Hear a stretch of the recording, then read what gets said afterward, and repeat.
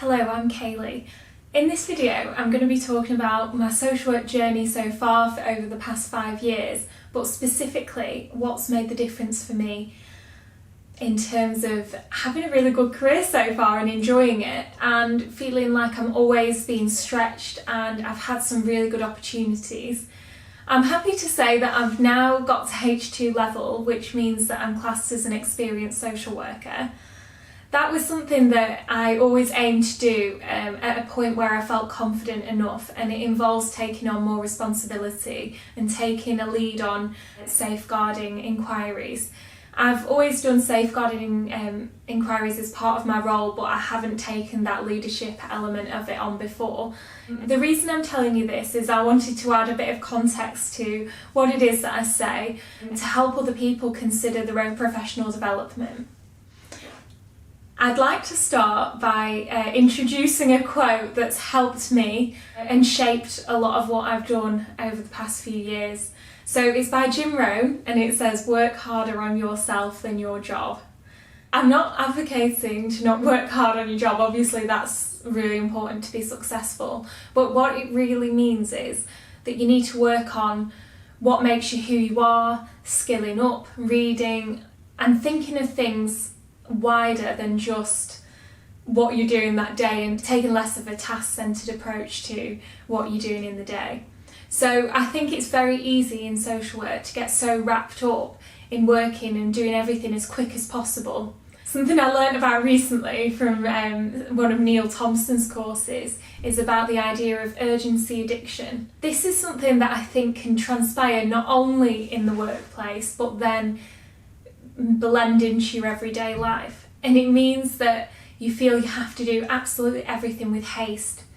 The problem with that is it doesn't leave much chance for reflection, and in this case I wanted to look specifically around the importance of self-reflection and thinking about who you are.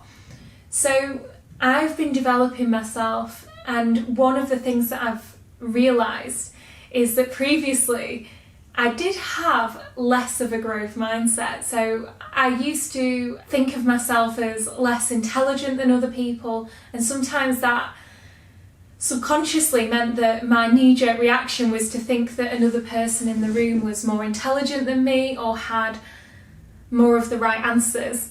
So say I was in a situation and someone was giving me some criticism, I might take it on the chin and just think, oh well, they're probably right. Whereas now I realise that when people are highly stressed or they might feel that they're having a bad day themselves, they might give you some criticism, or they might do it just because you don't fit in with their belief of what makes, possibly in this situation, a good social worker. And that might be based on their own views, which could be, well, in my case, sometimes people didn't think that young people could be a good social worker. So now I'm a little bit more careful about the opinions that I take on board. So that's helped me a lot. Now I think, okay, right, I take on board what they're saying, but I'm not going to internalise that unless I'm definitely sure it's going to be helpful for me. I did have a very good manager in my last role, and she told me that one of the things I needed to work on was thinking about all the things that I've done right, as opposed to when I'm told that I've done something wrong by other people, immediately thinking that that's correct. This has caused a massive shift in my mindset, and it's something that I've been trying to develop, but I felt that the way that she said it really came across to me, and I'd like to invite other people to think the same, because I think when you're a newly qualified social worker, it's more difficult to do this because you are learning from other people and you're trying to figure out what you need to know, and it's the biggest learning curve that you have. But now, a few years on, I think it's easier to notice what is constructive and what isn't, but I think just being mindful of that at all points in your career is really helpful.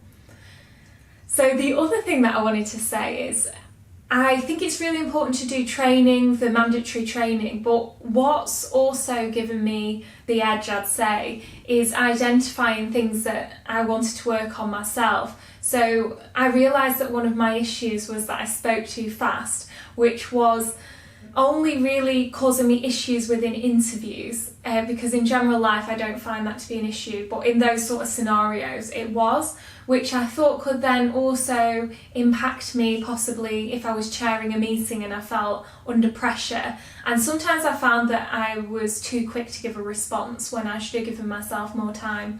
So one of the things that I've done is join a public speaking group, which I love attending now, but at first it felt quite daunting doing it. But can you see how that's something that like the workplace didn't offer me, but then outside of work I've managed to find that, which has helped me both personally and professionally.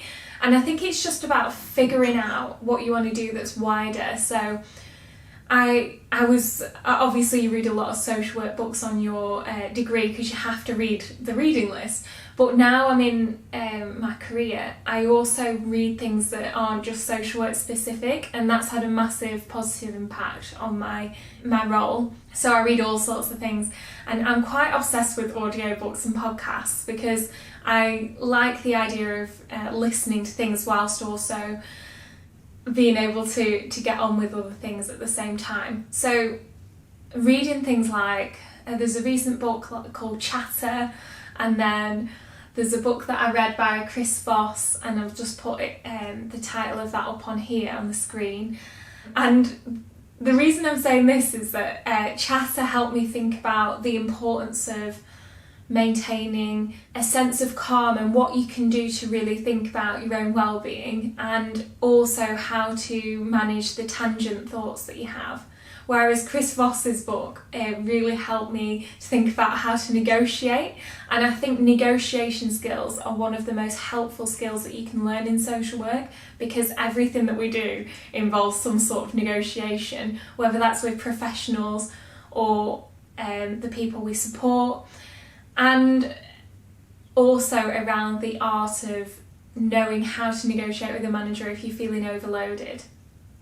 The final things I want to say on this video is the importance of recognising who it is that you want to surround yourself with. So I touched on this earlier, but about having an awareness of whose opinions you're going to take on board and who sort of is people that might be in your tribe. So people that you think care about you and have your best interests at heart. And I have found those people, and it's really had a positive impact because I know who I can trust, and I think that that's important. And I also think it's important that if you aren't with people you can trust, sometimes it takes leaving that role and moving on, and sometimes that can be the thing that can save you and save your well-being. But also it's about knowing what you want in your career, so I think it's helped me to think about the sort of person I'm becoming and what skills I'm gaining, as opposed to thinking I need to be in a specific position to progress.